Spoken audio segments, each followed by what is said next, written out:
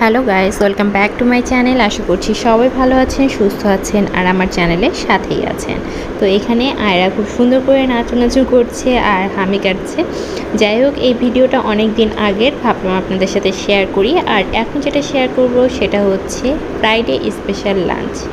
তো লাঞ্চের জন্য আমি করেছিলাম মুরগির মাংস আলু দিয়ে। তো এখানে আমি যা করেছি সেগুলোর মশলাগুলো সবগুলোই আমি আপনাদেরকে স্ক্রিনে আপনারা দেখতে পাচ্ছেন, যা যা মশলা দিয়েছি। এগুলো দিয়ে খুব সামান্য তেল ব্যবহার করেছি, কারণ এটা আমি ভুনে ভুনে রান্না করব। তো এটাকে খুব সুন্দর করে মাখিয়ে আমি এখন এটা বসিয়ে দেব। তো এটা আপনাদেরকে বলে দেই, মাখা মাংসের মধ্যে অল্প তেল দিয়ে রান্না করলেও চলে। আমি পেঁয়াজটাকে ভাজিনি। আর এখানে আমি করে নিচ্ছি খুব চটজলদি জিরা রাইস। জিরা রাইসকে কেমন করে আমি জানি না, বাট আমি যেভাবে করেছি সেটা আপনাদের সাথে শেয়ার করছি। এটা কোনো অথেন্টিক রেসিপি না। এখানে আমি সামান্য পরিমাণে তেল দিয়ে নিয়েছি, সামান্য না মানে চাল ভাজার জন্য যতটুকু লাগে, আর দিয়ে দিয়েছি জিরাগুলো যখনই ফুটে উঠবে ঠিক সেই সময়টাতে মানে আমি অপেক্ষা করছি জিরা যতক্ষণ না ফুটে ওঠে। আর এর মধ্যে আমি তরকারিটাকে একটু নাড়িয়ে দিচ্ছি। জিরাটা খুব সুন্দর একটা স্মেল বের হয়ে আসছে।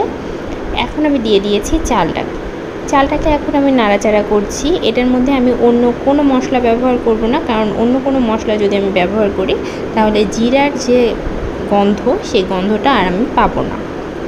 দিয়ে দিচ্ছি লবণ দেওয়ার পরে আমি এখানে পানি দিয়ে দিলাম। তো এখানে আমি আর কোনো কিছুই ব্যবহার করিনি, শুধুমাত্র কাঁচামরিচ ব্যবহার করেছিলাম, আর কিচ্ছু না। That's it. তো কাঁচামরিচটাকে একটু ফাড়ে দিব, যাতে কাঁচামরিচের যে একটা স্মেল আছে সেটা আসে। তো এখানে আমি যেটা করছি, মাংসটাকে খুব সুন্দর করে নাড়াচাড়া করে নিচ্ছি। আর সেদিকে কিন্তু রাইসটা হচ্ছে। রাইস কুকারে এই এক সুবিধা যে আমাকে বারবার গিয়ে নাড়তে হয় না। আর এখন আমি যেটা করব, আলুগুলোকে তাড়াতাড়ি করে তুলে ফেলবো। আলু দিয়ে যদি আমি ভুনতে যাই, আলুগুলো ভেঙে যাবে, আর মাংসের মধ্যে আলুর টেস্টটাই বেশি আসবে, আলুগুলো আর আস্ত থাকবে না। এখন এভাবে পানি শুকিয়ে আসা পর্যন্ত আমি নাড়তে থাকবো। দেখুন পানি শুকিয়ে এসেছিল, আমি আবার পানি দিয়ে দিয়েছি। আবার আমি নেড়ে এই পানিটাকেও শুকিয়ে নিচ্ছি। এই পানিটা শুকিয়ে আসার পরে আমি যেটা করলাম, আলুগুলোকে দিয়ে দিলাম, এবং এক্সট্রা আমি যে পানি অ্যাড করেছি সেটা দিয়ে আমার মনে হচ্ছে হয়ে যাবে।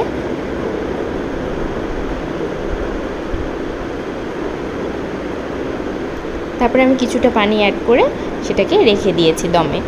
আর এখন দেখছি এখানে আমার জিরা রাইসটা হয়ে গেছে, আর আমি সালাদও কেটে নিয়েছি। বাস, চটপট ডিনার রেডি। এটাই ছিল আমার স্পেশাল লাঞ্চ। এই লাঞ্চ করে মানে গরমে, অতিরিক্ত যখন গরম হয় তখন রান্নাঘরে থাকতে ইচ্ছা করে না, আর এভাবে শর্টকাটে করতে পারলে খুবই ভালো হয়। যেহেতু শুক্রবার ছিল, তো আমরা এই লাঞ্চ করার পরে রাত্রেবেলা খেয়েছি নুডলস। এটা বানিয়েছিল সবুজ। তো এতক্ষণ পর্যন্ত কোনো কিছু ভালো লাগলে অবশ্যই লাইক করবেন, শেয়ার করবেন, আর আমার চ্যানেলের পাশেই থাকবেন। তো আমরা এই সিম্পল ডিনার করার পরে সুন্দর মতো ঘুমিয়ে পড়েছি। আপনারাও ভালো থাকুন, সুস্থ থাকুন। আল্লাহ হাফেজ সবাইকে।